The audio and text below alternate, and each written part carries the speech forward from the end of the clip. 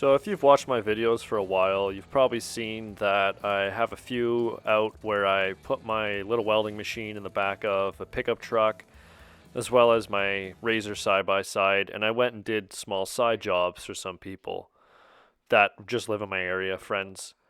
I wasn't doing it to make money or anything, I just did it for fun and to test out my equipment. Well, I had more fun doing these little side jobs than I did doing my actual day job. And even though I didn't make really much money at all doing them with the price of welding rods and everything and what I was charging because it was more of a favor, I decided that that's kind of what I wanted to do all the time was go around and fix people's stuff for them, and more like turn it into a job than just a hobby on the weekends like I was doing before. So I decided to go out, start my own company, buy a full-on truck and build it out into a welding rig, and that's exactly what I did over the course of a year. So the truck actually was more the last thing I bought. I bought a welding machine and a lot of cable and other tools beforehand, but I needed a truck, and I sure was not going to use my Silverado because it was a half ton, and to load all the equipment I needed, a half ton wasn't going to cut it. Also, if you bring a truck like that out, that truck was in pretty good shape, so you start grinding around it and everything, and you're going to really decrease the value. So I went out, I bought this truck for 4 grand Canadian. It had a blown transmission, so I got a good deal on it. So here I am just going over it. Yeah, it's pretty rusty in a lot of spots, especially the bed. I started working on it. It had holes all the way through. This is all after I started really diving in with a chip and hammer. And then this is the worst part. The floor had been patched, but the cab mount had not. So I had to go and address that basically immediately.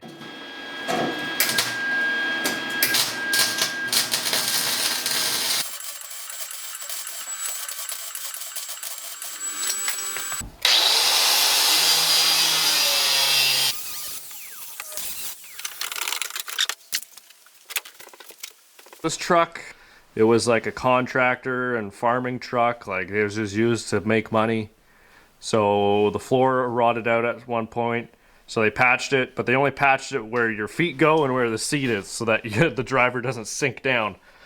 So when there's a hole over there, they didn't even bother to patch it. They just left it. So I noticed it when I was underneath the truck, and sure enough, I felt around in the carpet, felt the soft spot, so ripped all the carpet up. Fixed that. In that process, I noticed this is rust out. Yeah, so there's a right here. There's a little cracking and rust, and then it's rusted over there. So I'll put some metal in there. Obviously, metal over there, and that should be all it needs for floor repairs.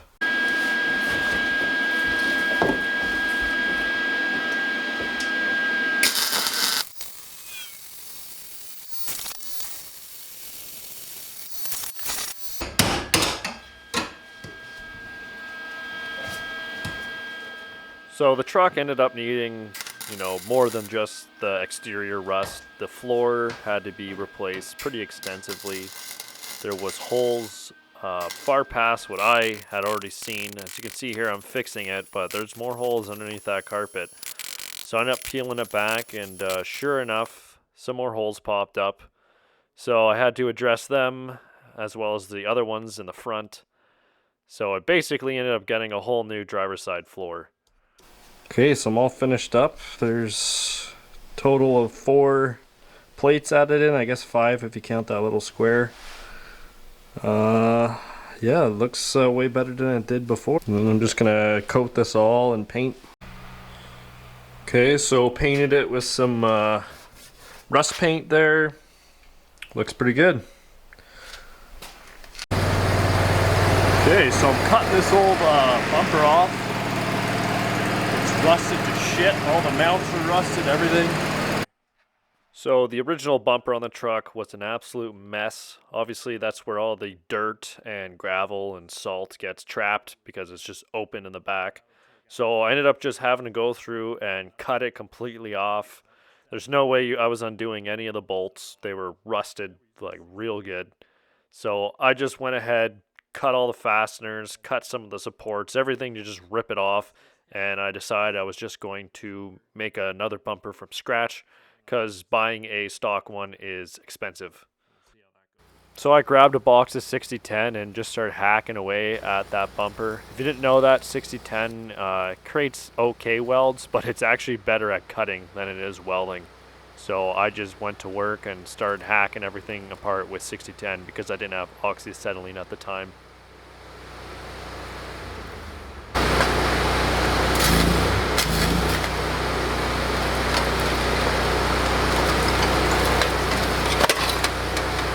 Okay, so we got that hitch out of the receiver. Couldn't save the hitch. I lanced the pin out with 6010 there. Didn't matter. With no pin it still would not budge forwards, backwards, sideways, nothing. So cut the hitch off, which is just homemade, and then ended up slicing the tube directionally backwards. I had to go underneath the truck and slice this way too, and cut up into these slices and then hammer it out. The whole thing was full of dirt, but luckily I never nicked the receiver once, so it's still good, because changing this out on an old rusty truck is quite the task, so glad I got that apart. So here's the truck after all the body and paint work is done. I did a two-tone paint job. The bottom half is a beige rocker guard, so it's not regular paint, it's a rubber compound. I also did some paint matching with just some paint I actually had lying around that was close enough to match. So I threw that on there on the rust spots on the rear bed, and it turned out pretty good. I didn't film the process of me going underneath the truck and fixing the cab mounts because that was probably, I worked on that for like 2 weeks, and I didn't want to ruin the camera because there was just tons of dust and sparks and everything while working underneath. So I do not do any welding body work on anyone else's vehicle, only my own. So I finished that up, and then it was good to go for all the mechanical stuff, which ended up being a lot more than I thought. So there ended up being a whole bunch of mechanical work I had to do this truck. I had to do basically all new brake lines.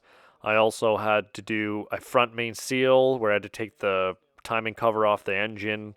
I had to do a bunch of miscellaneous electrical work. I had to get new wheels, new tires, all kinds of stuff.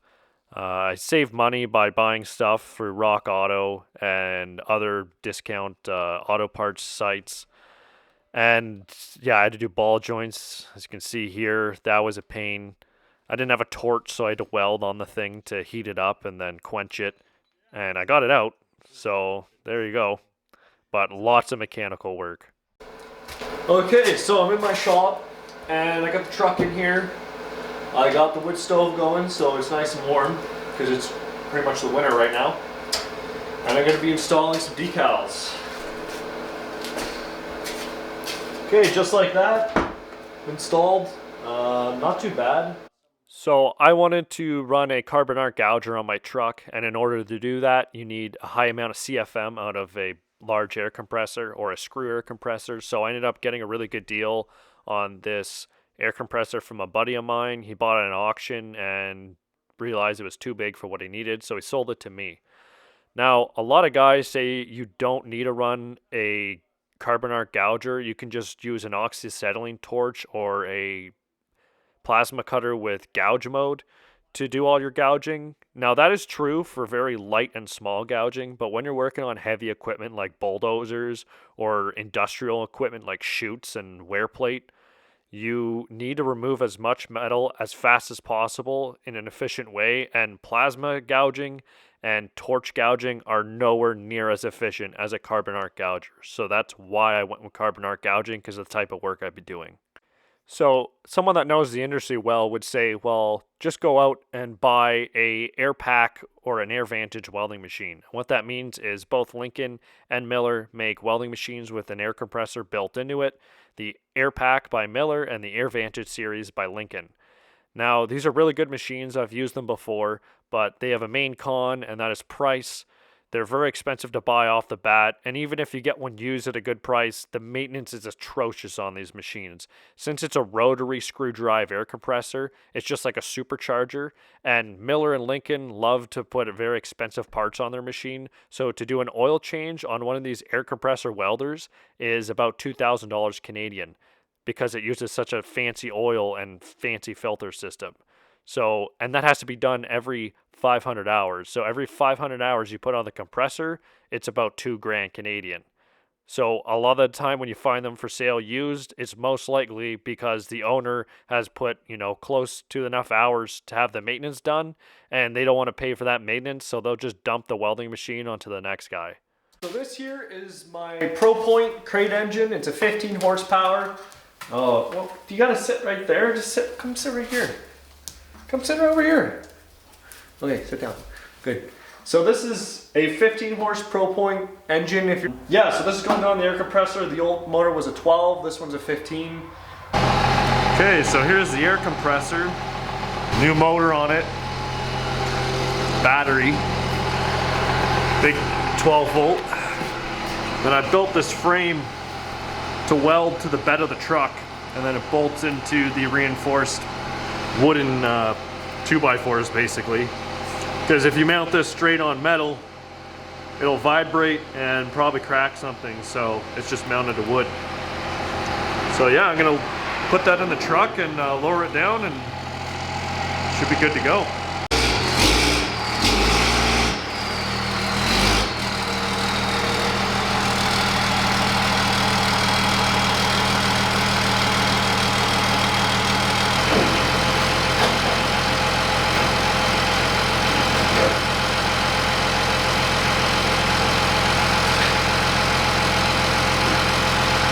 So I got it dropped in the back of the truck. It's heavier on the compressor motor side, or compressor head side, so move that closer to the middle of the truck. And then I left barely any room over there, just enough to hook the hoses on, and for the release valve on the bottom. I actually just got the hardware in the mail, so I was able to bolt it to the skid. And yeah, it just has a 2x2 square tubing skid that's going to be welded to the bed of the truck, and then that's bolted to the wooden frame for the compressor. Yeah, it looks good, and I'm glad I have that room over there. So now I just got to weld it in place, and then we can put the welding machine in after.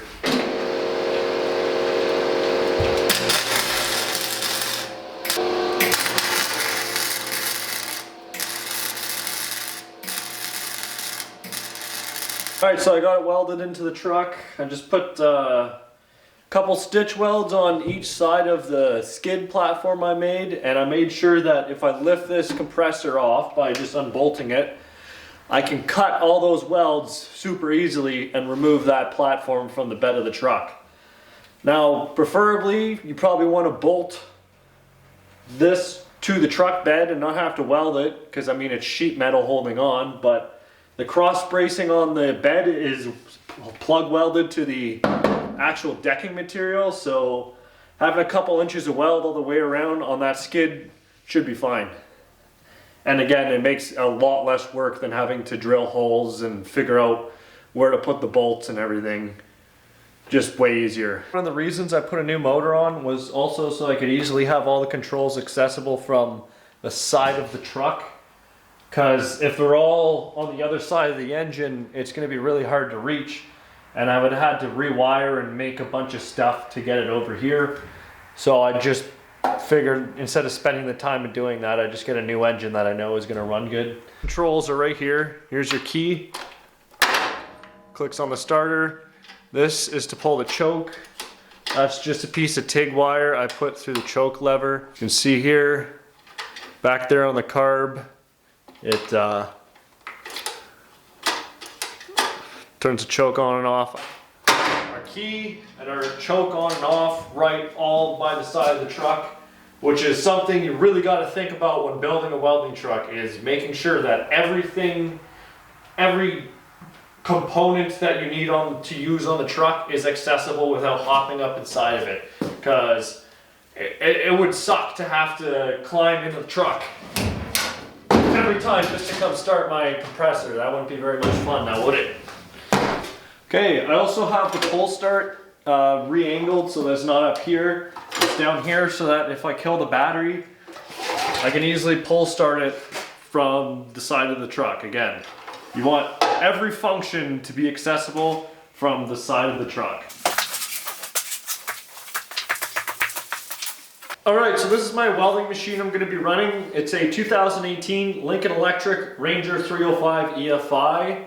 So the main reason I bought this machine was it came with a wire feeder, cable, extension cords, this mobile cart.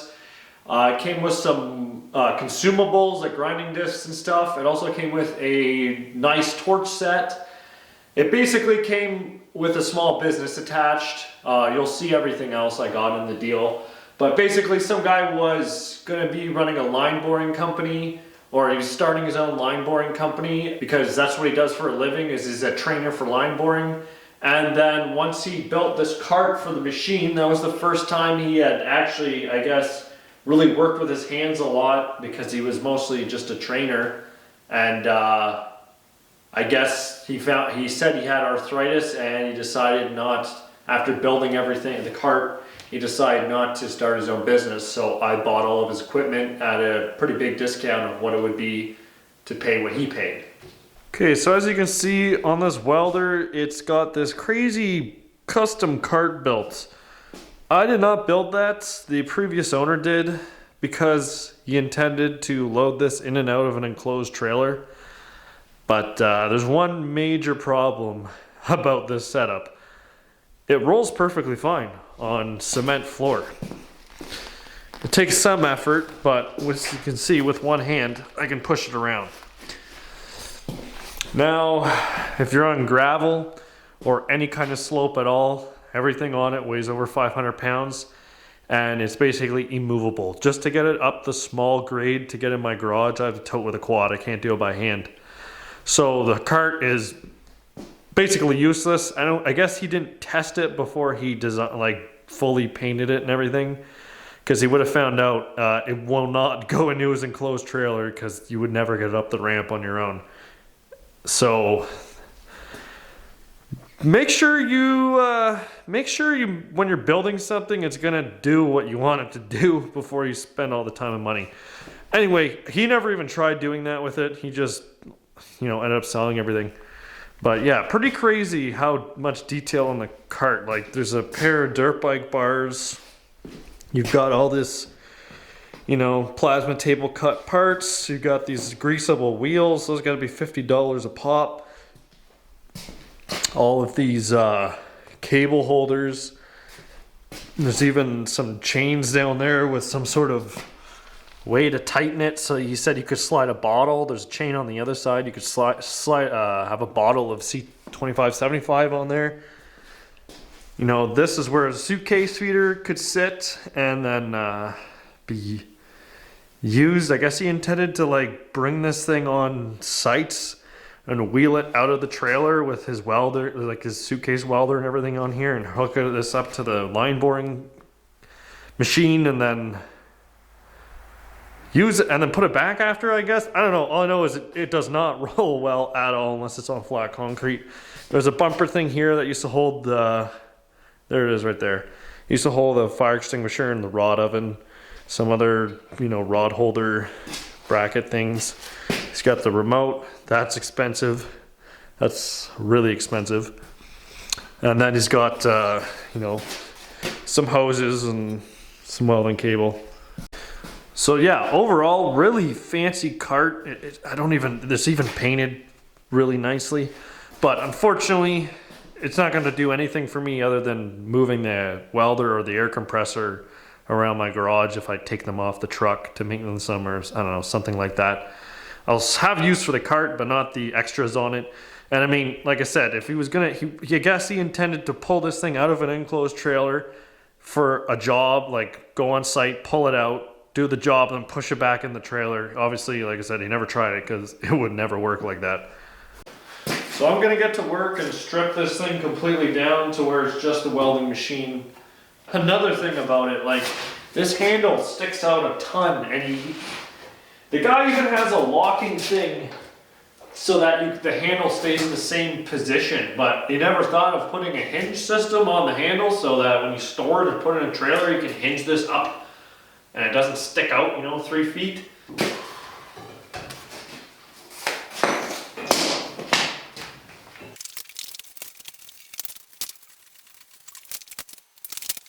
Here's one thing he did right. I guess he was building another kind of coil system here, but he realized that he needed to be able to open this access door on the machine.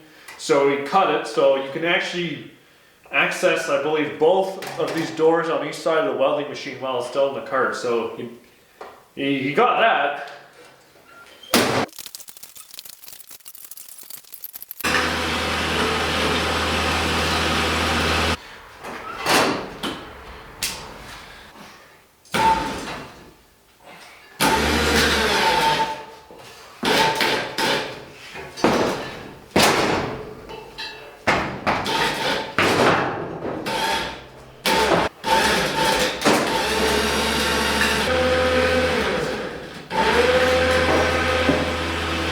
Alright, so I got it all wiped up and cleaned, and gonna lift it up with my winch there and figure out where I want to put it in my truck.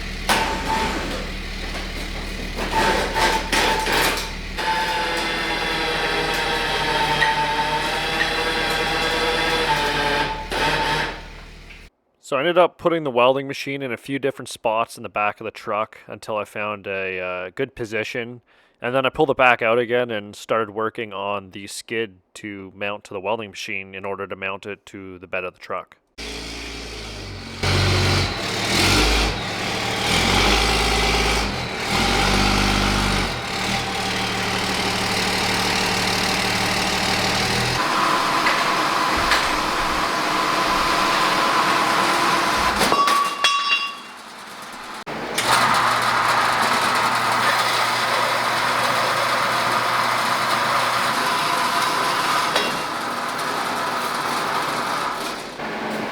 Alright, so I was able to mock up where I want the welder placed in the truck. The way I put it in, it's going to fit like this. It's just going to be, a 2x2 piece of square tubing with some all thread welded to it, and then tire material as a spacer and as a vibration pad, and then just bolt it to the welder. Some people weld the welding machine to the bed. I don't want to do that. That seems stupid to me to take out again. So I'm just gonna, especially on a pickup truck bed, like I don't want to weld. It'd just be a pain to take off again. So I'm just making these skids and bolting them to the equipment, and then welding the skid into the bed and not the piece of equipment itself.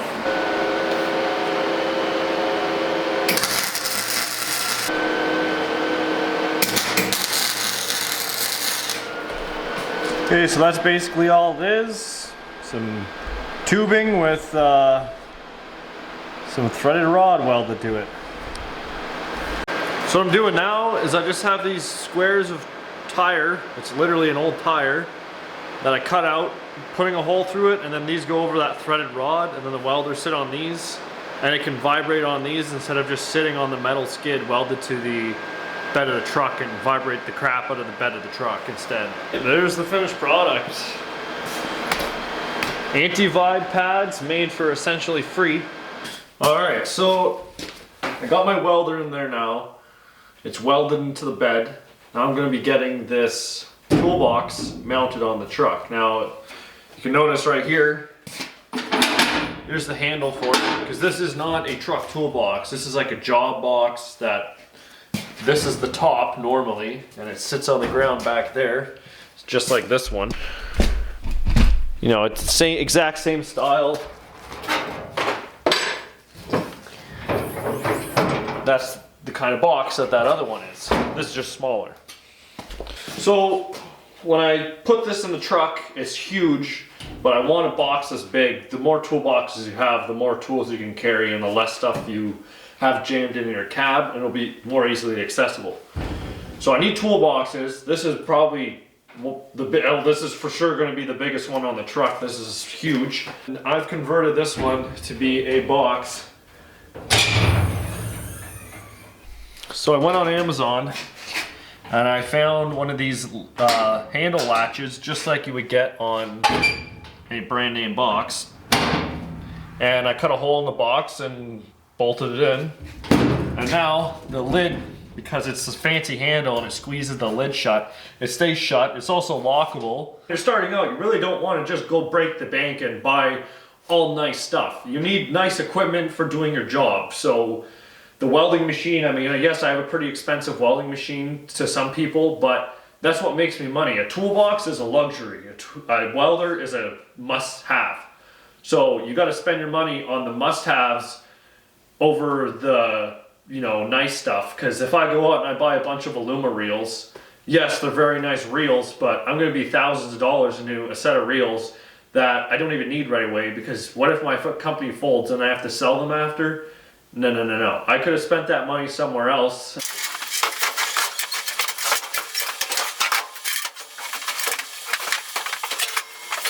Alright, so I got the box up here, I got it open, I got it mocked out.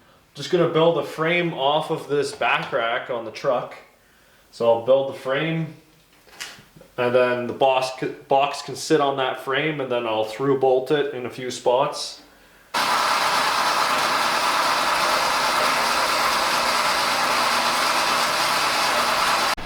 I got it laid out where I want my first piece, 4 foot long of 2x2.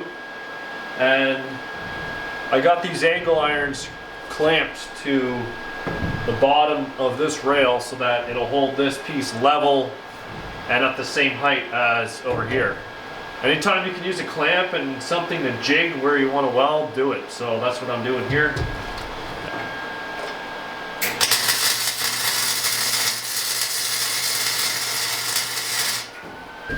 Alright, I got my second piece cut right here. Got the angle iron over here, so this will just sit over there.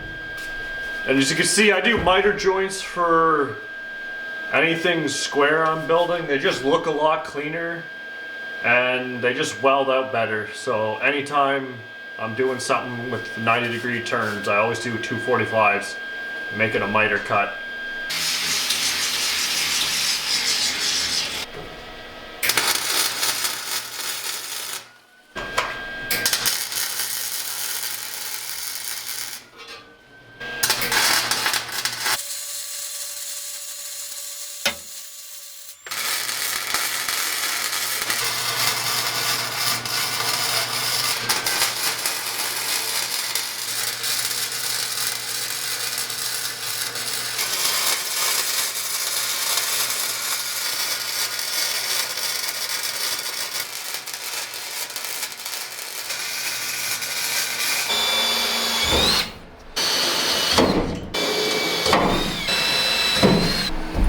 Well, I got all the holes drilled.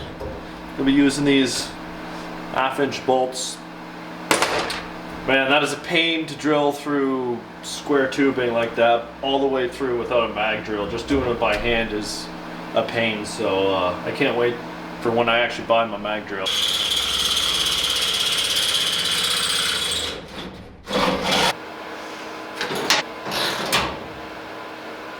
Alright, so this toolbox is done. It's mounted. You can literally shake the whole truck by grabbing the toolbox, so it's not going anywhere. I put that new handle on it where it folds down and then out. You gotta look out. I added a different gas shock on one side that was like 3 or 4 times the weight rating of the old ones. So I still have an old one over here, but this one's 100-pound weight rating, so now this box opens up all the way and I don't have to worry about it hanging down here and me smacking my head off anything. Here's how I mounted the box at the roof rack. Basically, there's a piece of angle iron made into like a Z, like that. And it's got 3 self-tappers going into the top of the box. And then the bottom of that Z sits on this plate, and which is self-tapped into the roof rack because I want this stuff to be easily removable.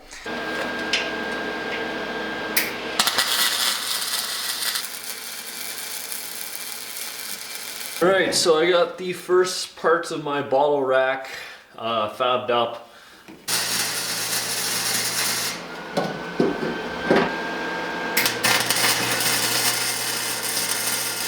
Didn't really film the rest of me building the bottle cage, but here it is. I've got a bottle of oxygen and a bottle of C25 in there, and they're pretty secure. So I have my acetylene just ratchet strapped in here for now. It's just a medium and then a large oxygen, and then here it is. So this whole thing fits different size bottles, so you can clamp 2 larges like I have here, or you can clamp 2 mediums, which would, I don't have one in my shop right now, but they're, I don't know, they're about similar diameter to this, a little bit skinnier, and they're another foot taller. A little pin system that you can move this clamp up and down. So what this clamp is it goes into the frame. It's just a piece of angle iron with a handle that threads into it. There's a bearing in there, and it just tightens that angle iron, which squishes the bottles against each other into the frame. So now instead of having it where they're loose bouncing around, they're not going to bounce around at all because there's a lock nut on that, so it's not going to come loose. And again, if it breaks, we have the chain system, which is super easy to take on and off with these carabiners. I hate it when people just cut a slit in chain links and have them, you know, you just hang, or a hook or something, hang your chain link in. Just use carabiners. Okay, so this bottle system, this whole rack I built, I'm really happy with it. Stores the bottles perfectly. They're not standing up, they're not taking very much space, and I can still fit that toolbox in there. And I actually wouldn't be able to fit that toolbox in the truck unless it was sitting on something, because when the lid opens it would hit the welding machine and not open all the way. So now that it's lifted up over a foot, the whole lid opens. So that's a big bonus. Also, you can change the bottles without any tools. It's just chains with carabiners and a hand crank over there. So no tools required to change the bottles. Another great thing is they're right at the back of the truck, so to change them is super easy. Because that to me is very important, is changing bottles. That can be dangerous. It's your back and physical hazards of dropping them and stuff. You know, guys that store their bottles right up against the cab and you have to drag the bottle through the whole bed of the truck. It just doesn't make any sense to me to do that. So they're mounted at the back, the horizontal, so you can pull them out and put them back in super easily. Also, when you're loading bottles in the back of a pickup truck, full-size large bottles like these, you have to put them in on their side just to get them in the truck. You can't vertically lift them and put them in. I mean, you could try, but I wouldn't. So when you put these bottles in, you put them in horizontal. You don't have to restand them up. It's one less step, a little bit less labor. You just slide them in here. And this is my oxyacetylene reel. It's again a retractable one, and it's made by Power Weld. So all my reels are going to be mounted on the passenger side of my truck. Alright, so I ended up getting both reels mounted up. I didn't film the process because it's pretty boring stuff. I just used U-bolts and bolted everything to the actual back rack of the truck.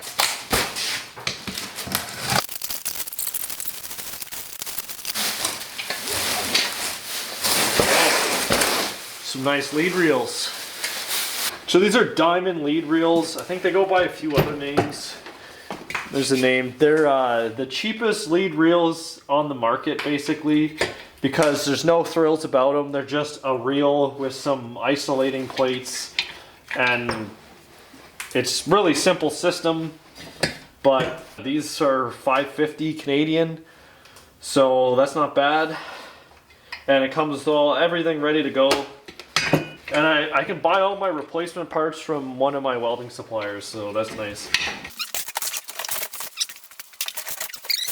Okay, so this is like a 4-foot aluminum toolbox. It was on sale for $230 Canadian, which for a box like this is super cheap.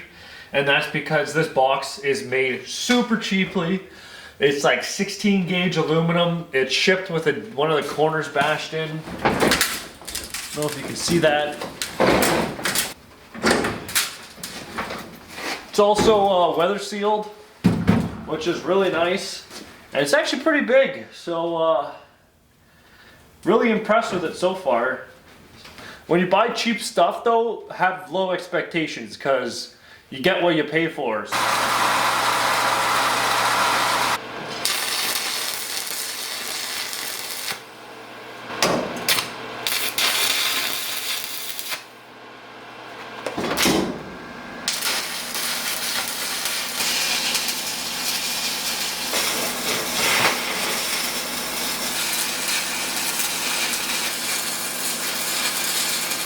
Here it is finished up. It's just added another length onto the other piece of tubing I had on there. Yeah, it should work pretty good. I'll through bolt the box with some washers, some big washers. I'll put the box through this, and then this is welded to that back rack.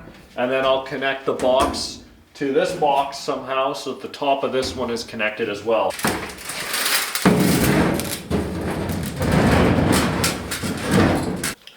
Okay, so I got the box up on the platform I made for it. Oh, it opens up like this. So it hangs down. The only problem with that is I'm not using it as an underbody box. I'm using it as like a toolbox, like my toolbox over here. That opens up like that, so I can completely reach inside of it without bumping into anything on my chest level. However, with the way it's designed, it's made to fold down like that. I'm going to be putting a gas strut so that the lid opens just like this box, where it just opens up and stays open. Alright, so I was able to get a gas strut in this toolbox. As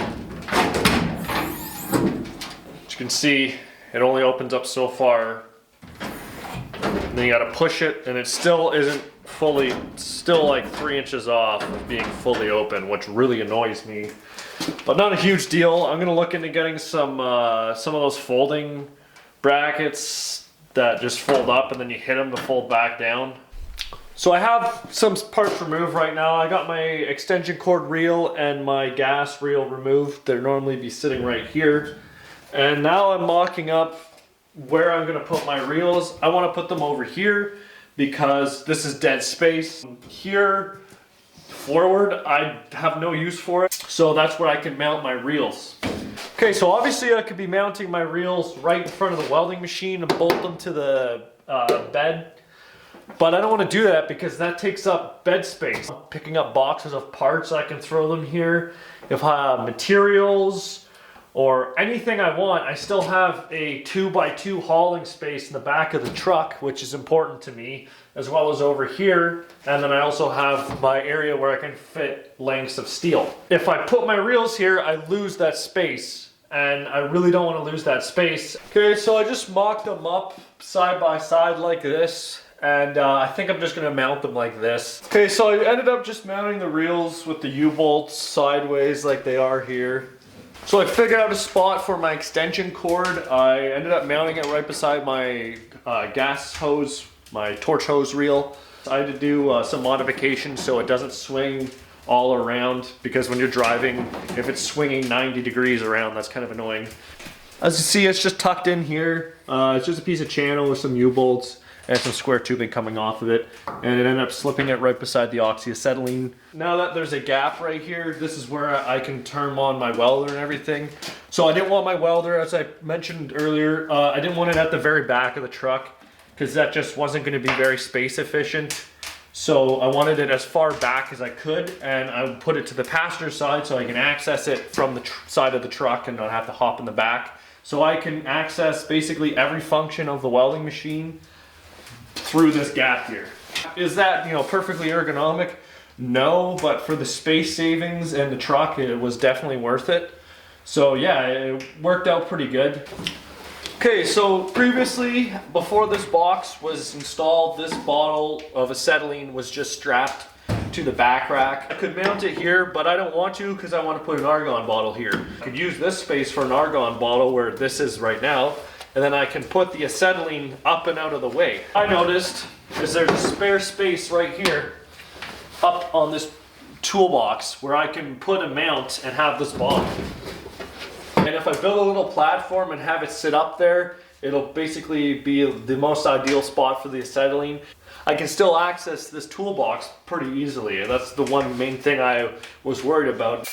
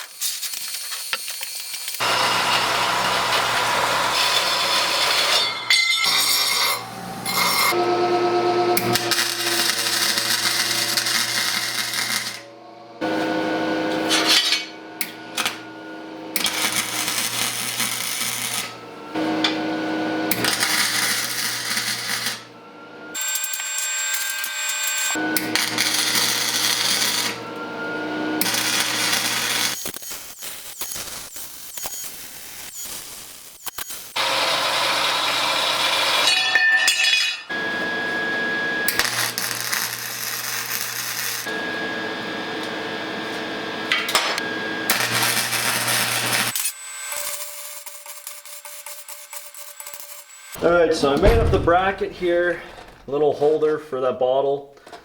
I made some supports and just some square stock.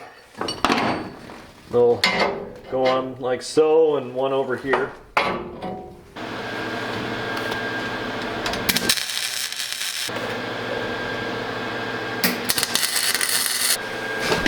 There's some holes in that angle iron already because it's an old bed frame. And then I drilled some more holes over here, and basically now I can plug weld this to the other angle iron that makes up the bottle holder. So now I have a holder for the acetylene bottle with these little ears that I can put a ratchet strap around to secure it. Not too bad. That'll work. Here goes the first one.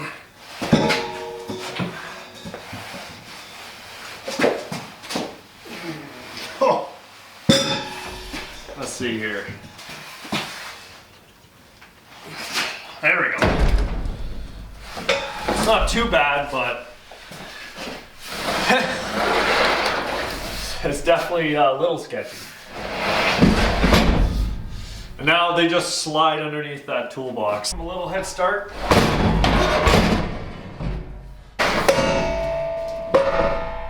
And drive it home.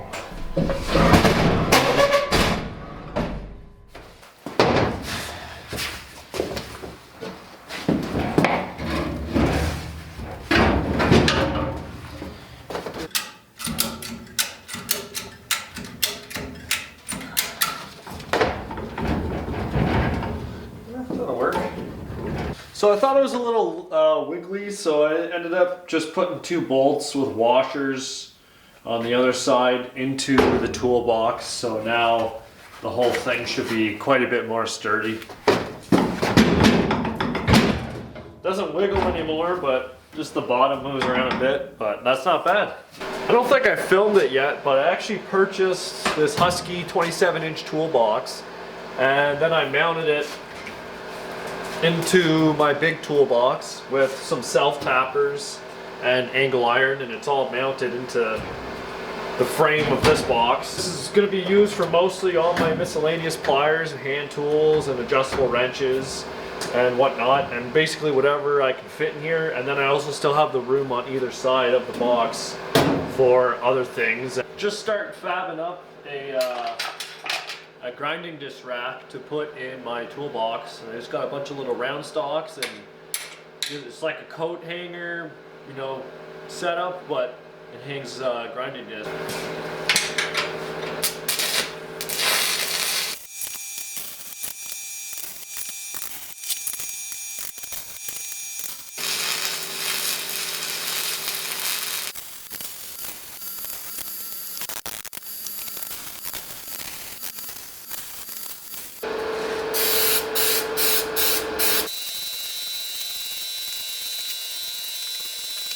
So I just mounted that grinder wheel rack And now I got all my wheels, discs, wire wheels, everything organized and in their spots, and I can easily access all of them. So, perfect. Alright guys, I'm just going to do a quick walk around of the finished truck. This truck's been working for a little over 3 months now. The truck itself paid itself off in the first month, and then all the tooling that I put into it, that paid itself off in the second month. So the third month it was just straight profits basically, other than all my running expenses. And now it seems like the new transmission that only has 11,000 kilometers on it has blown once again. So it's going in tomorrow. It's getting towed out to the shop for warranty repair. Except even if the repairs are all covered under the warranty, it doesn't matter, because having a truck down costs me a significant amount of money each day. So it actually costs me more money not having a truck than the repairs on the truck. So this truck is going as the backup, and I'm going to be pulling the tools out of it and putting it into another truck for now, which I have to go buy. And then once I find a 400 amp welder, this truck's getting all the tooling back into it. It's going to be a spare, and then my other truck will just be a full-on 400 amp, big air compressor, everything. Probably going to get a dually, or at least something that's not a 2500, something bigger. In the meantime, I ran around on my Tighter Rav over there a bit. I was able to do a few days of work just out of that, off of customers' welding machines that they already had at their shops. But I've ran out of that work, so now I'm losing a significant amount of money a day having this down. But I'll do a tour. You can see, got all my reels set up. Both of these, I mean, that's a cheapy extension cord reel. It's held up. Power weld torch reel, 25 foot or something. It's held up really good. The 305's been running amazing. Eats quite a bit of fuel, but man, does it gouge. At 250 amps, you can just eat with a 1/4 inch rod, and I think if you max it out at 300, you could probably put a 5/16 rod into it. The bottle tightening system I've been using has worked awesome. So we got C25, we got oxygen, and then acetylene. That box holds all the cables. The air compressor's been working okay, but it keeps up while gouging, but not great. These reels, oh my god, lifesavers. I couldn't imagine running a rig without reels. For the $600 and something I spent, they're 100% worth it. Got to get some new cable for them though. That one has like 50 foot and that one only has 30, so I got to get 100 on each. Yeah, so the compressor has been running really good. Obviously, it's a brand new engine. It builds air. It takes about 10 minutes to build up enough to fill the tank. And then you could just wide open gouge with it, and it works, but it's not a whole ton of CFM coming out, but a lot more than a smaller compressor. So it still works, but I'm looking into one of the VMAC rotary screw compressors. This compressor will stay on this truck, and then I'll probably get a VMAC with, again, a little gas motor VMAC rotary screw for the other truck.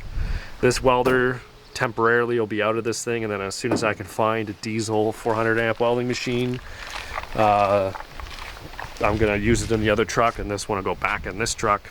But yeah, it's been running great. Added this box, holds my stinger, my ground clamp, and my regulators.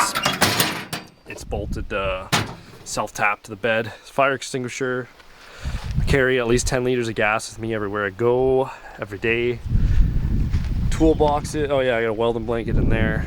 Toolboxes. This one's just for rod storage. Keep my MIG welding parts, my torch parts, all the rod, some 3/16ths, some hard facing, 6010, 7018s, bunch of stainless 309, 308, just in case. The big toolbox, I got all my hooks up there for all the grinding discs. Got some hooks on the side for my squares and stuff. This usually is full of hammers, but they're all, basically all of them, and some clamps, but they're all in my Tighter Rav, so I was using it. Other miscellaneous tools, and then top drawers, all my small stuff. Grinders, well, half the tools are have been pulled out of this thing, put in my RAV. You get the whole idea. Cab full of limestone dust right now because I was working in a limestone quarry, but it's been doing, you know, I like the extended cab. Wire feeder, rod oven, my strobe, some spare stuff, and porta power, hammer, other tools, some lights. So that's basically it. I'm not going to go through every tool that's in this thing. That's kind of boring. I hate it when people do that. Some people like those videos. I can't stand watching someone show me a 10mm wrench. So it's basically the whole rundown of the thing. And yeah, it kind of sucks that it's down, but at least it paid itself off. So if I get another truck before I post this video, I'll upload a picture of it, or maybe I'll even take a quick video. And I'm going to be building a second rig. In the meantime, I got to strip the welding machine and the bottles out of this truck so that when it goes in for warranty repair, I still have a welding machine and bottles, because I only have one of each. So yeah, well, hopefully that's, I guess, the end of the video unless I get another truck.